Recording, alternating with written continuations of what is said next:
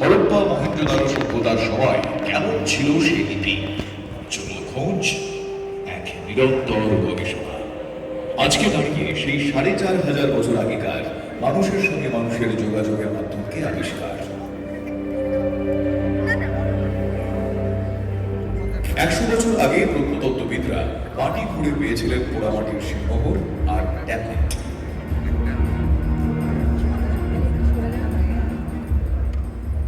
আর ১০০ বছর ধরেই সেই লিপির পাঠোদ্ধারের পদ্ধতি আবিষ্কারের অনেকেই দাবি করেছেন, কিন্তু তা মান্যতা পায়নি।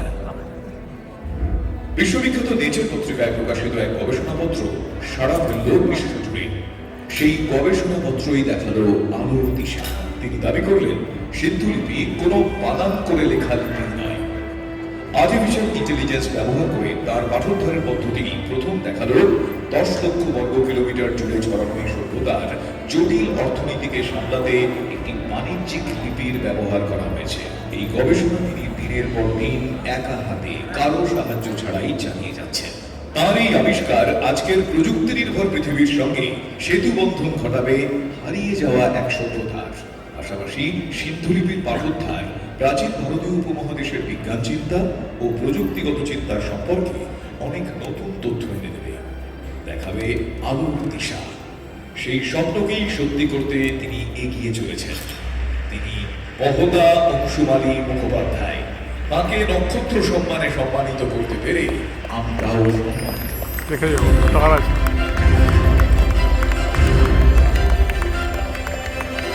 টিভি9 বাংলার নক্ষত্র সম্মানে সম্মানিত করতে মঞ্চে ডেকে নিচ্ছি ঋষিঙ্ক প্রসাদ ভাদুরী মহাশয়কে, শ্রাবন্তী চট্টোপাধ্যায়কে, তেজেন্দ্র নারায়ণ মজুমদারকে, সত্যম রায়চৌধুরীকে,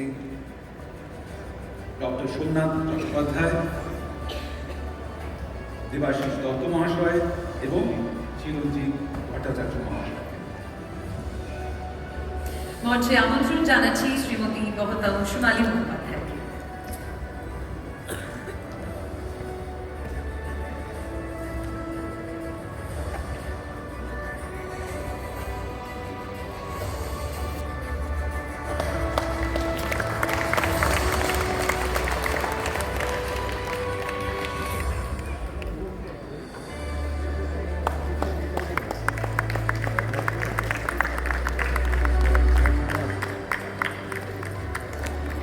আমরা আরেকটু জোরে হাততালি দিতে পারি।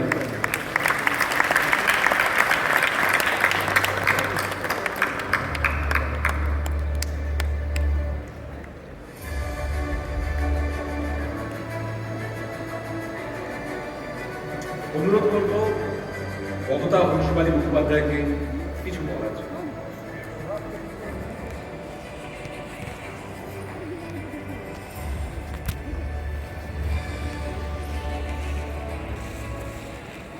আমি প্রথমেই টিভি9 বাংলাকে ধন্যবাদ জানাবো এই অসাধারণ অনুষ্ঠানটি করা, যেখানে এতজন সমাজকর্মীর সঙ্গে আমরা পরিচিত হতে পারলাম, এবং এই সম্মানের জন্য এবং আমাদের অনেককে বা এই নির্ভীকভাবে বিভিন্ন বাংলার খবর দেওয়ার জন্য, বেঁচে থাকার জন্য। আমি আমার এই সম্মানটি আমার মা রুবি মুখোপাধ্যায়, আমার ছেলে দেবাঙ্গ এবং সর্বোপরি আমার বাবা প্রফেসর অমর্ত্য মুখোপাধ্যায়ের সঙ্গে ভাগ করে নিতে চাই। আমার বাবা অমর্ত্য মুখোপাধ্যায় দধিচির মতো বা নীলকণ্ঠের মতো আমার সব ঝড় ঝঞ্ঝায় আমাকে স্থিত করেছেন। তিনি না থাকলে আমি এই কাজটা চালিয়ে যেতে পারতাম না চাকরির পরে। এবং সিন্ধুলিপি নিয়ে স্বদীক্ষিত গবেষণা করতে গিয়ে আমার একটা জিনিস মনে হয়েছে, সেটা হচ্ছে আমরা যেন ইতিহাস আর প্রত্নতত্ত্বকে আত্মপরিচয়ের রাজনীতি এবং ধর্মীয় রাজনীতির নিকরে না বেঁধে ফেলি। এবং আমরা সবাই ভীষণ রকমভাবে মিশে জিনগত দিক দিয়ে, ধর্মের দিক দিয়ে, ক্রমপরিবর্তিত ভাষার মাধ্যমে সেসব ভাষা বলার মধ্যে দিয়ে আমরা কেউ কিন্তু মানে আর্য, দ্রাবিড় ইত্যাদি যে ধরনের যে ভাগগুলো করা হয় তার রকম থাকতে পারে, কিন্তু আমরা ভীষণভাবে মিশে আছি, যেটা ইরাবতী কার্বে থেকে, পেগি মোহন থেকে বিভিন্ন গবেষকের বই পড়লে বোঝা যায়। তো সিন্ধু লিপি একটি বাণিজ্যিক লিপি। সিন্ধু সভ্যতার মানুষ তাদের জটিল অর্থনীতিকে সামলাতে খাজনা আদায় সংক্রান্ত, বাণিজ্যিক ছাড়পত্র সংক্রান্ত নানান তথ্য শিলমোহর বা ছোট ছোট ট্যাবলেটের উপরে লিখে রাখতেন এবং বিভিন্ন পণ্য সামগ্রী সেসব নিয়ম মানছে কিনা দেখার পরে সেগুলো তিনি শিলমোহরের ছাপ দিতেন।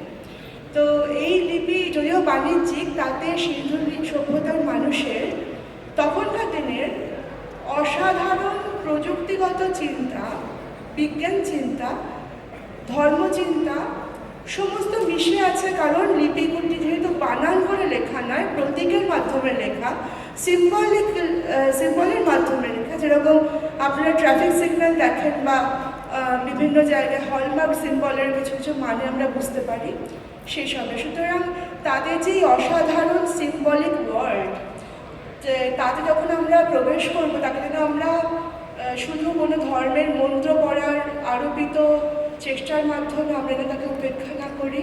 এবং আমি আর বেশি কথা বলবো না এত গুণীজনের মধ্যে, তবে আমার একটা জিনিস মনে হয়, ঈশ্বরের অনুসন্ধান আর বিজ্ঞানের অনুসন্ধান, বিজ্ঞানে কিন্তু সৃষ্টির রহস্য উন্মোচিত করে, ফলে ঈশ্বরের কাছে পৌঁছানোর জন্য বিজ্ঞানের দরকার।